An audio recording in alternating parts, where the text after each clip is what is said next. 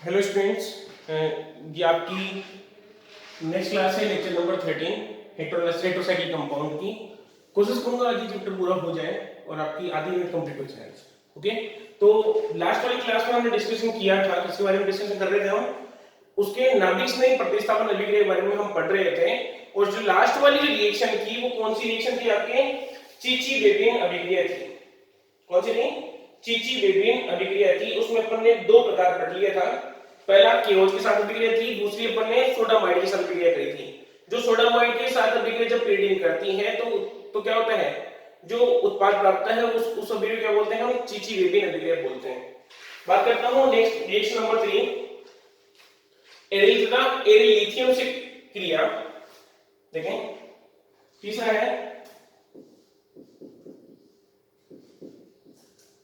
Aryl lithium के साथ क्रिया। एल्की बोल सकता हूं ना, एल्की बोलते हुए बेटर रहेगा। एल्किल लिथियम के साथ क्रिया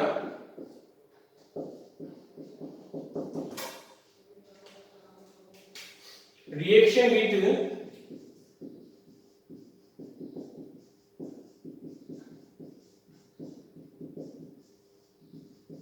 एल्किल लिथियम कंपाउंड। ठीक है, एल्किल लिथियम कंपाउंड। मान लो इसमें रिएक्शन कैसे करूंगा? मान लो कोई मेरे पास पीरिडीन है, ठीक है, कोई मेरे पास पीरिडीन है। इस पीरिडीन की रिएक्शन माना मैंने कराई किस साथ? C4H9Li के साथ। किस साथ रिएक्शन कराई मैंने? C4H9Li के साथ रिएक्शन कराई। तो सपोज यहां पे कोई जुड़ा होगा, हाइड्रोजन जुड़ा होगा, हाइड्रोजन जुड़ा होगा। इसमें क्या होगा? ये कंडीशन, ये नेगेटिव है, ये पॉजिटिव है, ये नेगेटिव है, यहां क्या आएगा? पॉजिटिव आएगा, क्योंकि यहां न्यूक्लियोफाइल के रूप में बाहर निकलेगा। तो क्या रिएक्शन इसका उत्पाद क्या बनेगा? आपका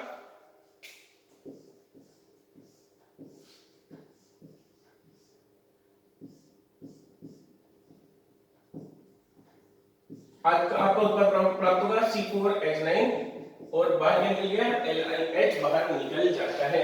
ये आपकी तीसरी अभिक्रिया है, एल्किल लिथियम के साथ क्रिया। अगला है चौथा, ग्रिग्नार्ड अभिकर्मक के साथ क्रिया।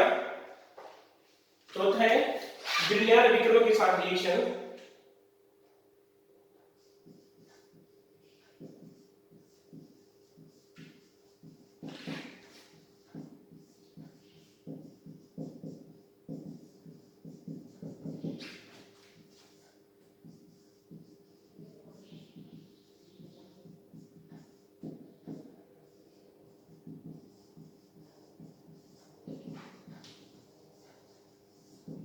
देखो ग्रिग्नार्ड रीजन के साथ क्रिया कोई सा भी ले लीजिए। सपोज ये पीरिडीन ली मैंने, एक पीरिडीन ली। इस पीरिडीन की रिएक्शन मैंने कोई सा भी ग्रिग्नार्ड रीजन ले लिया, जैसे आपके लिया C6H5CH2, C6H5CH2 MgCl। ये क्या है? ग्रिग्नार्ड रिएक्शन है। तो इसको मैं ब्रेक करूंगा तो कैसे ब्रेक होगा? ये यहां से तोड़ूंगा तो ये नेगेटिव, यहां से तोड़ूंगा तो ये पॉजिटिव। यहां एक हाइड्रोजन होगा, इसको तोड़ूंगा तो ये नेगेटिव और ये क्या आएगा? यहां पे पॉजिटिव। पॉजिटिव पे जुड़ जाएगा, नेगेटिव वाला जुड़ जाता है, तो उत्पाद क्या प्राप्त होगा आपको?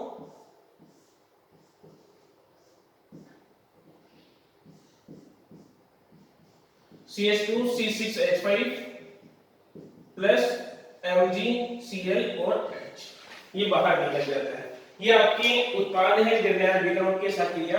जरूरी नहीं है कोई उत्पाद बनाए, पर 4 उत्पाद ही बना सकते हैं इसके अंदर। अगला है अभिक्रिया, देखिए आप इसके अंदर, ठीक है। आगे बढ़े, इसके अंदर कुछ और रिएक्शन से इंपॉर्टेंट रिएक्शन देखो, 5 देखें।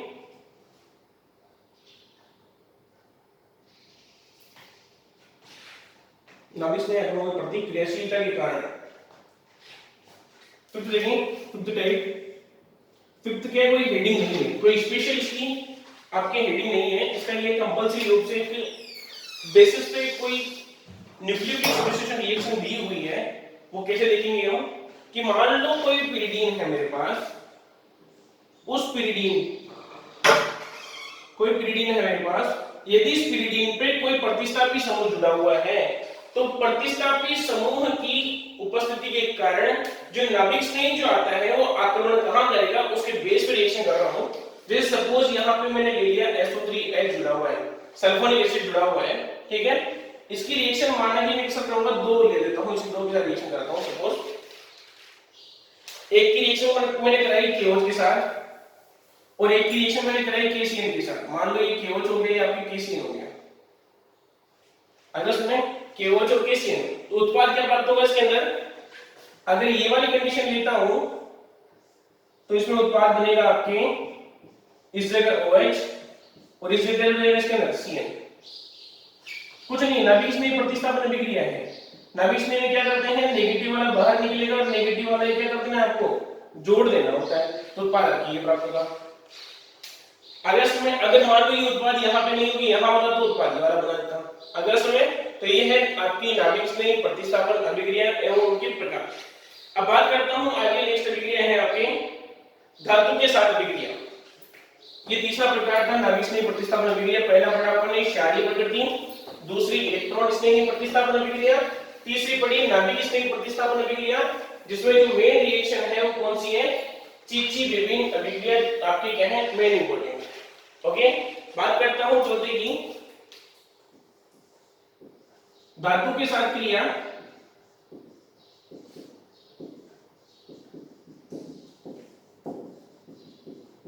Reaction with metal. अब देखो रिएक्शन विथ मेटल कैसे होगी, देखो मान लो मैंने ली 2 मोल pyridine ली, 2 मोल pyridine ली, ठीक है। इसकी रिएक्शन मैंने कराई किसके साथ, सोडियम धातु के साथ इसकी रिएक्शन कराता हूं, सोडियम धातु के साथ इसकी रिएक्शन कराता हूं, तो क्या बनेगा, देखो समझना अच्छे से, सोडियम का रिएक्शन करूंगा तो कि इस अवस्था के अंदर क्या हो जाएगा, इसमें मैं सोडियम में कर लेता हूं, 2 ले लेता हूं, 2 सोडियम ले लेता हूं इसके अंदर, तो मुक्त मूलक प्रतिस्थापन अभिक्रिया के उत्पाद कैसे बनेगा, देखो मैं समझा दूं। इसमें ऐसे बनेगा, ये N है तो इस पे कौन जुड़ेगा, एक Na,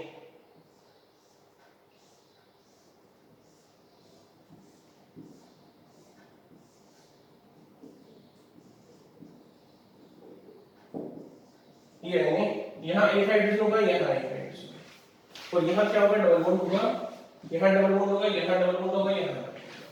तो ये एक मध्यवर्ती अवस्था प्राप्त होती है जो धातु का अभिक्रिया करते हैं। और इस जब इसको क्या करते हैं, दोनों हाइड्रोजन बाहर निकाल दूंगा यहां से और विद Na भी बाहर निकाल दूंगा, तो यहां बाहर निकाल दिया 2NaH बाहर निकाल देता हूं, तो उत्पाद क्या बनेगा आपकी,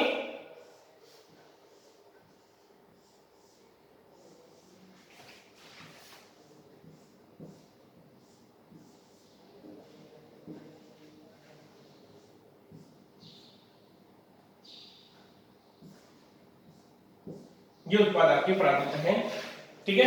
इसको उत्पाद का नाम क्या है, 4,4 डेज डाइप्रिडिल, डाइप्रिडिल इसका नेम होता है। क्या किया, मतलब 2 मोल pyridine के बीच में 2 मोल सोडियम के साथ कराता हूं, तो एक मध्यवर्ती उत्पाद बनता है, जहां से इसको गर्म करूंगा, मतलब इसको हीट करूंगा तो क्या हो जाएगा, 2 NH बाहर निकल जाते हैं और उत्पाद के प्राप्त आपको 4,4 डेज डाइप्रिडिल उत्पाद के रूप में प्राप्त होता है। अब बात करता हूं नेक्स्ट अभिक्रिया इसकी अपचयन अभिक्रिया के बारे में। 5 अभिक्रिया है इसकी अपचयन, फिर इसका आएगा ऑक्सीकरण, फिर एक छोटे सी 10 मिनट की क्लास और फिर चैप्टर कंप्लीट। 5th है आपके अपचयन,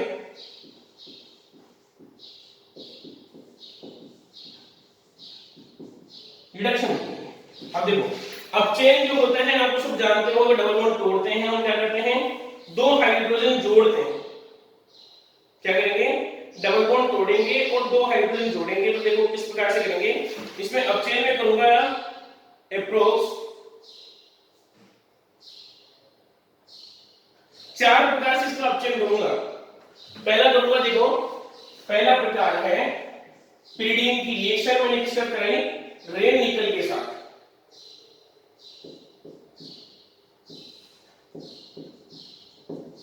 रेड निकल के साथ करूंगा, तो जितने भी इसके अंदर डबल बॉन्ड है ना, वो सारे क्या हो जाएंगे इसके अंदर, 3H2 जोड़ूंगा, 3H2,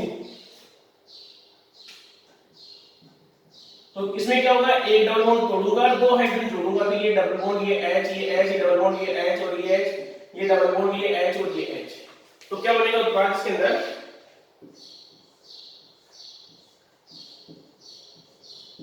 ये उत्पाद के रूप में प्राप्त होता है आपको। ठीक है, इसको क्या बोलते हैं, पिपरिडीन बोलते हैं, इसको बोलेंगे पिपरिडीन। ठीक है, अगर इसकी रिएक्शन में आगे कराता हूं HI के साथ 573 केल्विन ताप पर इसकी रिएक्शन कराता हूं, तो देखो यहां से क्या हो जाएगा, NH3 बाहर निकल जाता है, तो ये तो N है, यहाँ N है, तो यहाँ एक हाइड्रोजन हो गया, यहाँ तोड़ा ना अपन ने, तो यहाँ से क्या हो जाएगा, ये बाहर निकल जाएगा, उत्पाद क्या प्राप्त होगा अपने को, CH3 CH2 CH2 CH2 और ये CH3, मतलब नॉर्मल पेंटेन प्राप्त होता है। ध्यान रखिए, रिएक्शन क्या प्राप्त हुआ, नॉर्मल पेंटेन प्राप्त होता है, बाहर क्या निकल जाता है इसके अंदर, अमोनिया बाहर निकल जाती है। तो ये पहले विक्रिया, किसके साथ रिएक्शन कराई पड़ने, रेड निकल के साथ, तो क्या होगा, पिपरिडीन प्राप्त होता है। जब पिपरिडीन की अभिक्रिया HI के साथ 573 केल्विन ताप पर कराते हैं, तो नॉर्मल पेंटेन प्राप्त होता है। दूसरी रिएक्शन है आपके सामने, बर्च अपचयन, इसे क्या कहेंगे, इसका बर्च अपचयन, इंपोर्टेंट लगा देता हूं आपके साथ, क्या है, बर्च अपचयन। अब बर्च अपचयन होता क्या है, देखिए समझ लें अच्छे से, कि कोई भी पिरिडीन है, इस पिरिडीन की रिएक्शन मैंने कराई किसके साथ, H2 मतलब हाइड्रोजन के साथ, किसकी वजह से कराई, सोडियम प्लस द्रव अमोनिया के साथ, कौन सा करें, सोडियम व द्रव अमोनिया के साथ इसकी रिएक्शन कराता हूं, तो क्या हो जाएगा, इसमें जो अपचयन होगा ना वो बहुत अलग क्वालिटी से होगा। जैसे कि मान लो यहां से तोड़ा, एक हाइड्रोजन यहां जोड़ दिया और दूसरा हाइड्रोजन यहां जोड़ दिया, पर यहां से मतलब हाइड्रोजन इसका इलेक्ट्रॉन यहां, एक इलेक्ट्रॉन है, रेजोनेंस होगा तो एक इलेक्ट्रॉन यहां जुड़ जाएगा, एक इलेक्ट्रॉन आपके यहां जुड़ जाता है। तो उसमें बता दो आपको संरचना कैसे बनेगी इसके अंदर, सिंपल सा बता दो, डायरेक्ट बता दो कि मैकेनिज्म आपके है नहीं कोर्स के अंदर।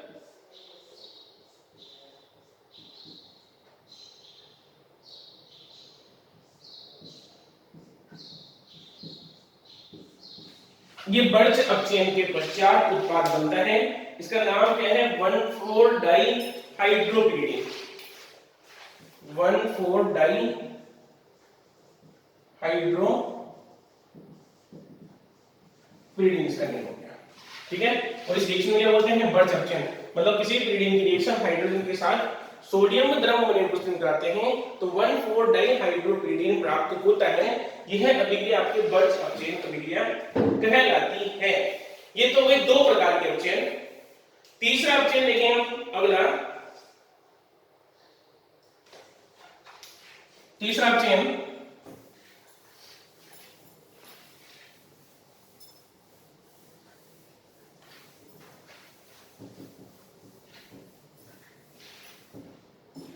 तीसरा जो अपचयन है कौन सा है, लिथियम एल्यूमिनियम हाइड्राइड के द्वारा अपचयन।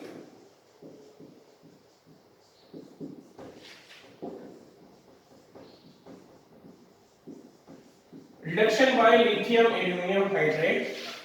ठीक है, अब देखो कैसे होगा अपचयन इसका। मान लो कोई मेरे पास पिरिडीन है,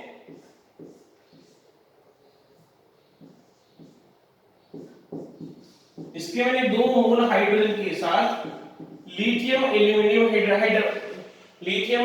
हाइड्राइड उससे इसकी क्या करूंगा, इसका अपचयन करूंगा, जिसमें दो बंद टूट जाएंगे, तो एक हाइड्रोजन यहां, एक हाइड्रोजन यहां, एक हाइड्रोजन यहां, एक हाइड्रोजन यहां, और उत्पाद क्या प्राप्त होगा आपको, देखो ये मुख्य उत्पाद के रूप में ये संरचना प्राप्त होती है। ठीक है, मुख्य उत्पाद के रूप में ये संरचना प्राप्त होती है, इसका नाम क्या है, 1256 टेट्रा हाइड्रोपिरिडीन, ये उत्पाद के रूप में प्राप्त होता है। ये कौन सा है आपके, तीसरा प्रकार, लिथियम एल्यूमिनियम हाइड्राइड के द्वारा अपचयन। ठीक है, तो ये आपका अपचयन पॉइंट हो चुका है। ठीक है, बात करता हूं उसकी संरचना की, स्ट्रक्चर और मतलब उसकी बात करता हूं नेक्स्ट पॉइंट आपके संरचना एवं एरोमेटिका। प्रीडिंग का लास्ट पॉइंट संरचना एवं एरोमेटिका। स्ट्रक्चर एंड एरोमेटिसिटी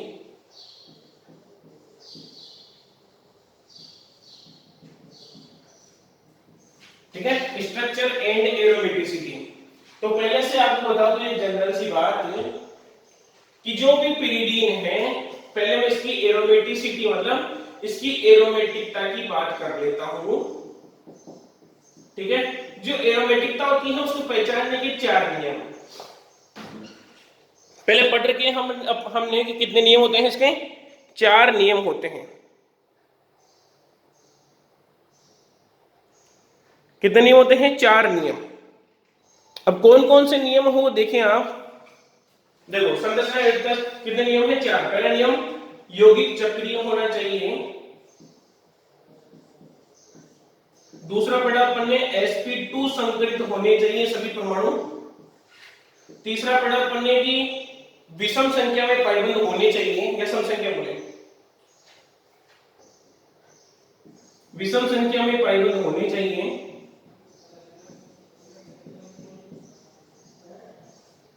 और चौथा है आपकी चक्रीय अनुनाद होना चाहिए।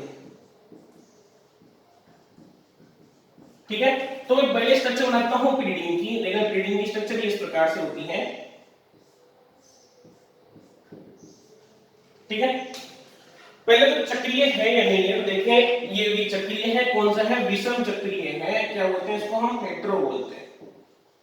ठीक, उसके बाद आगे बढ़ता हूं संकरण। तो देखो डबल बॉन्ड से जुड़ा हुआ है sp2, ये भी डबल बॉन्ड जुड़ा हुआ है sp2, ये भी डबल बॉन्ड जुड़ा हुआ है sp2, और ये नाइट्रोजन भी डबल बॉन्ड जुड़ा हुआ है sp2, ये भी डबल बॉन्ड जुड़ा हुआ है sp2, ये भी डबल बॉन्ड जुड़ा हुआ है sp2। ठीक है, तो सभी परमाणु sp2 संकरित भी है, दूसरा नियम भी पास हो गया। तीसरा विषम संख्या में पाइबंद, एक पाई इसका, एक पाई इसका, एक पाई इसका। ये जो लोन पेयर है, जो लेन पेयर क्या कर रहा है, रेजोनेंस में पार्टिसिपेट नहीं कर रहा है, तो इसको काउंट नहीं करेंगे। तीसरा नियम पास, चक्रीय double single double, double single double, double single double हो गए। मतलब जहां से स्टार्ट किया मैंने वहां पर वहीं घूम के आ गया, तो उसका नाम क्या हो गया, ये विषम एरोमेटिक का एक एग्जांपल है। ठीक है, एरोमेटिकता शो करता है, कौन सी, विषम एरोमेटिक ये होता है। आगे बात समझें विषम एरोमेटिक।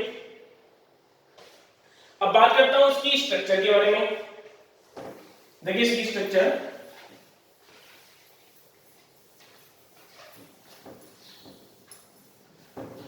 देखो स्ट्रक्चर इसकी।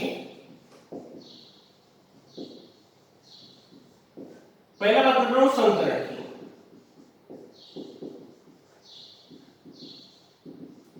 संकरण कैसा होता है इसके अंदर, sp2 प्रकार का। जियोमेट्री कैसी होगी इसकी, ज्यामिति इसकी बोलते हैं हम समतलीय बोल दें या प्लेनर बोल दें, या इसको हम बोलते हैं त्रिकोणीय समतल, ट्राइगोनल प्लेनर बोलते हैं हम इसको। ठीक है, अगर इसमें बॉन्ड एंगल की बात करता हूं, बंद कोण की बात करता हूं, तो बंद कोण कितना आएगा इसके अंदर, 120 डिग्री का आता है। ठीक है, ये तो हो गया इसके बारे में। अब मैं ये चीज नहीं बता रहा कि इसकी जो पिरिडिन है इसके अंदर क्या होता है, 3 तो डबल बॉन्ड पाए जाते हैं, 3 सिग्मा बॉन्ड पाए जाते हैं, 6 सिग्मा बॉन्ड पाए जाते हैं, जैसे मतलब कंडीशन बता रहा हूं। ठीक है ना, तो वो चीज नहीं, अपन डायरेक्ट इसकी मॉलिक्यूलर स्ट्रक्चर की बात करते हैं। तो मॉलिक्यूलर स्ट्रक्चर क्या होगी इसकी, देखिए समझिए आप। जैसे देखो इसके अंदर इसको बनाते हैं कैसे हैं हम, इस प्रकार से।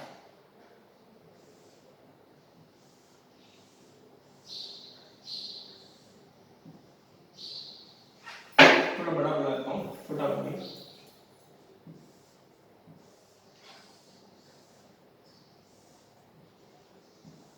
ठीक है, इस प्रकार से। इसके ऊपर लोन पेयर है, तो ये लोन पेयर मैंने यहां डिनोट कर दिया इसके अंदर। ठीक है, नाइट्रोजन का जो लोन पेयर है उसको मैंने ऐसे डिनोट कर दिया। ठीक है, अब इसको ऑर्बिटल बना देता हूं। देखो इसकी ऑर्बिटल बना रहा हूं इस प्रकार से, ये ऑर्बिटल हो गया, ये इसका ऑर्बिटल हो गया, ये इसका ऑर्बिटल हो गया, ये इसका ऑर्बिटल हो गया और ये इसका ऑर्बिटल। ठीक है, ये तो अपन ने और नाइट्रोजन का बनाना है, ये नाइट्रोजन का ऑर्बिटल आपके हो चुका है। तो ये तो हो गया आपकी स्ट्रक्चर ऑर्बिटल वाली। अब बात करना है इसके अंदर मुझे पेयरिंग करानी है, तो पेयरिंग कैसे कराऊंगा देख लो, समझ लो। यहां एक इलेक्ट्रॉन होगा, यहां इलेक्ट्रॉन, यहां इलेक्ट्रॉन, यहां सब जगह इलेक्ट्रॉन होगा, मिला के आपस में मिक्स कर देंगे चीजों को। तो ये मिलाया मैंने इस प्रकार से,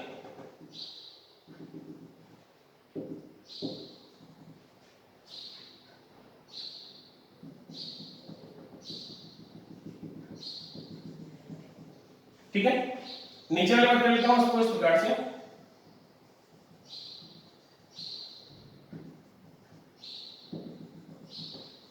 तो ये इसकी क्या बन गई आपके मोलिकुलर ऑर्बिटल स्ट्रक्चर बन गई है आपके किसकी, यहां हाइड्रोजन लगा दो, हाइड्रोजन भी है यहां पे, यहां भी हाइड्रोजन होगा, यहां भी हाइड्रोजन होगा और यहां भी हाइड्रोजन होगा और यहां भी हाइड्रोजन होगा। ठीक है, तो भाई इसकी ये क्या है आपकी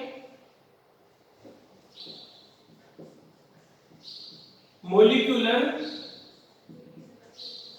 ऑर्बिटल डायग्राम ऑफ पिरिडिन, मतलब आणविक कक्ष चित्र ऑफ पिरिडिन, मतलब पिरिडिन का आणविक कक्ष चित्र, ये आपके कक्ष चित्र आपके ये होता है। ठीक है, इस प्रकार से आप उसको क्या करेंगे, अपन इसको एक्सप्लेन कर सकते हैं अच्छे से। ठीक है, molecular orbital diagram of pyridine बात कर रहा हूं उसको। आगे बढ़ते हैं, इसके अंदर हम आगे बढ़ेंगे, देखें। अब बात करता हूं उस चैप्टर का लास्ट टॉपिक, मतलब इसकी जो क्षारकता होती है पिरोल की, पिरिडिन की और पिरिडिन की, इन तीनों में क्षारकता में डिफरेंस क्या होता है, उसके डिफरेंस की तुलनात्मक हम उसका अध्ययन कर लेते हैं। लास्ट टॉपिक इस चैप्टर का क्या है टॉपिक, पिरिडिन, पिपरिडीन,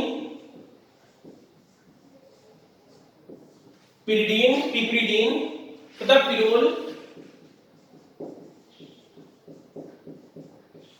पिरोल की क्षारीयता का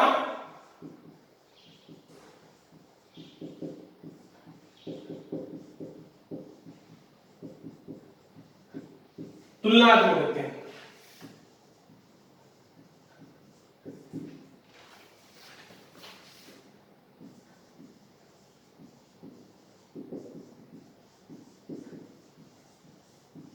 comparative study of basicity in pyridine, pyridine and pyrrole, मतलब तुलनात्मक अध्ययन हम इसका करेंगे। तो तुलनात्मक अध्ययन कैसे करते हैं कि जो पिपरिडीन जो होती है उसकी क्षारकता सबसे ज्यादा होती है, पिपरिडीन की क्षारकता ज्यादा होती है किससे, पिरिडीन से, और पिरिडीन सबसे कम किसकी होती है, पिरोल की होती है। ठीक है, पिपरिडीन, पिरिडीन एंड पाइरोल, जिसकी क्षारकता का अध्ययन है, ये क्षारकता अच्छे से होती है। ठीक है, अब जैसे कंपैरेटिव स्टडी की बात करता हूं तो देखें कंपैरेटिव स्टडीज की, देखें आगे समझे अच्छे से ना, कि देखो जो पिरिडिन है, मैं तुलनात्मक अध्ययन कर रहा हूं, पिरिडिन है और पिरोल है। लिखने की चीज तो ये है, समझने की चीज मैं आपको अच्छे से समझा दूंगा। देखें कि जो देखो जो क्षारकता जो होती है उसको किससे रिप्रेजेंट करते हैं हम, केबी से। किससे रिप्रेजेंट करेंगे हम, केबी से उसको रिप्रेजेंट करते हैं। तो देखो पिपरिडीन की क्षारकता सबसे ज्यादा होती है, इसमें कितनी होती है, 2 गुना 10 की घात माइनस की 3। पिरिडिन की कितनी होती है, 2.3 गुना 10 की घात माइनस की 9। और इसकी कितनी होती है पिरोल की 2.5 गुना 10 की घात माइनस के 14 होती है। ठीक है, अब देखो इसमें समझे जो पिपरिडीन होता है उसकी स्ट्रक्चर बनाना चाहो तो पिपरिडीन कैसा होता है संरचना,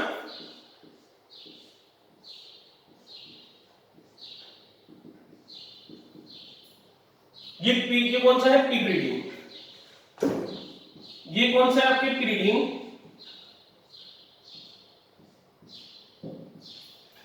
और ये कौन सा है आपके पिरोल।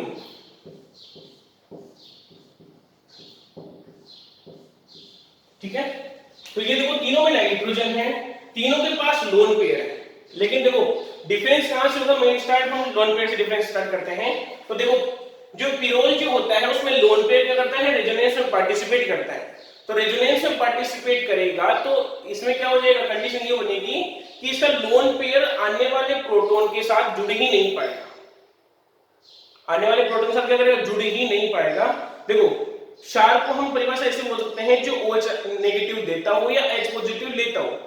तो जो ये मान लो सी कंडीशन यहां H पॉजिटिव देने की कोशिश करूंगा इसको मैं, तो ये H पॉजिटिव लेने की जगह ही नहीं होगी क्योंकि इसमें जो लोन पेयर है वो अनुनाद में भाग लेता है। ओके, बात करता हूं पिरिडीन के अंदर, तो इस कंडीशन में देखो आप समझोगे अब इन दोनों बहुत माइनर डिफरेंस है। ये तो हो गया sp3 संकरण, इसका नाइट्रोजन का, इसमें किसका है sp2 संकरण होता है। तो जो sp2 संकरण जिस नाइट्रोजन का होगा ना वो क्या होता है, इलेक्ट्रॉनों को अधिक प्रतिकर्षित करता है। विद्युलता क्या होती है, मैं वापस एक्सप्लेन करता हूं यहां पे कि जो इलेक्ट्रोनेगेटिविटी जो होती है, इलेक्ट्रोनेगेटिविटी वो डायरेक्टली प्रोपोर्शनल होती है किसके, sp करेक्टर की, परसेंटेज sp करेक्टर की। मतलब जिसकी मान लो अगर sp संकरण है किसी के अंदर तो उसकी सबसे ज्यादा होगी, फिर sp2 की, फिर बाद में किसकी होगी, sp3 संकरण वालों की इलेक्ट्रोनेगेटिविटी ज्यादा होती है। तो जिसकी इलेक्ट्रोनेगेटिविटी ज्यादा होगी वो इलेक्ट्रॉनों को उतनी ही अधिक आकर्षित करेगा। तो इलेक्ट्रॉनों को आकर्षित करेगा तो पॉजिटिव आकर्षित क्यों करेगा, क्योंकि इलेक्ट्रॉन कैसे होते हैं, ऋणावेशित होते हैं। जो इलेक्ट्रॉन जो होते हैं वो कैसे होते हैं, नेगेटिवली चार्ज होते हैं। तो अगर नेगेटिव है तो ये पॉजिटिव, नेगेटिव को आकर्षित क्यों करेगा, किसको करेगा, ये पॉजिटिव आकर्षित करेगा। पास में अभी तो ये मान लो जैसी कंडीशन है अभी, तो इलेक्ट्रॉन को आकर्षित करेगा तो ये पॉजिटिव लेगा ही नहीं, तो लेगा ही नहीं तो इजीली इस पे जुड़ेगा ही नहीं, और जुड़ेगा नहीं तो पिरिडीन की सांद्रता क्या हो जाएगी, कम हो जाती है किसके कंपैरिजन, पिरिडीन की तुलना में। इस वाले केस में क्या होगा, ये sp3 संकरण है तो इसकी वजन सबसे कम हो गई, तो ये आसानी से किसी भी प्रोटॉन को अपने साथ जोड़ लेता है। जोड़ लेगा तो क्या हो जाएगी, सांद्रता सबसे ज्यादा हो जाएगी। उसके बाद पिरिडीन कम जोड़ता है तो इसकी सांद्रता क्या हो जाएगी, बहुत कम हो जाएगी। और पायरोलिक कंडीशन में तो बहुत कम, बहुत रेयर केस मान चले इसमें हाइड्रोजन जुड़ जाएगा, रेयर कंडीशन में। ठीक है, तो ये तुलनात्मक अध्ययन थी आपके, ये आपके चैप्टर 1 था पूरा हेटेरोसाइक्लिक कंपाउंड जो कंप्लीट हो चुका है। नेक्स्ट चैप्टर हम देखते हैं कौन सा पढ़ते हैं, नेक्स्ट क्लास में बता दूंगा मैं आपको। इस चैप्टर में कोई प्रॉब्लम आती है तो हम मुझसे डिस्कशन कर लें, ठीक है ना। और इसके पीडीएफ नहीं बनेंगे ना, पीडीएफ तो आपको करना, ठीक है। तो ये चैप्टर कंप्लीट हो गया। इसके अंदर हमने क्या क्या पढ़ा, एक तो पायरोल पढ़ लिया, एक अपन ने इसके अंदर फ्यूरिन पढ़ लिया, एक थायोफीन पढ़ लिया, एक पिरिडीन पढ़ लिया। पिरिडीन के बाद हमने इसमें एक इंपॉर्टेंट टॉपिक और था कि पिरिडीन, पिपरिडीन और पिरोल की क्षारीयता का तुलनात्मक अध्ययन। अगर ये छोटा लगता है कि इसमें ये 2 लाइन लिखी है मैंने, तो मैं और चीज बताऊंगा। मैंने आपको ये बताई है कि इसमें संकरण कौन सा होता है, sp2 संकरण होता है। तो जिसकी sp2 संकरण ज्यादा होता है वो क्या हो जाएगा, उसकी विद्युलता उतनी ही अधिक होती है, तो अतः वो आसानी से प्रोटोनीकरण नहीं हो पाता। तो अतः जो sp3 संकलित जो नाइट्रोजन है पिपरिडीन के अंदर, वो आने वाले हाइड्रोजन को आसानी से क्या करता है, जोड़ लेता है। इसलिए इसकी क्षारीयता अधिक होती है, इसकी क्या होती है, कम होती है। ये तुलनात्मक अध्ययन हो गया। ओके, बाकी बात हम नेक्स्ट क्लास में करते हैं। Thank you.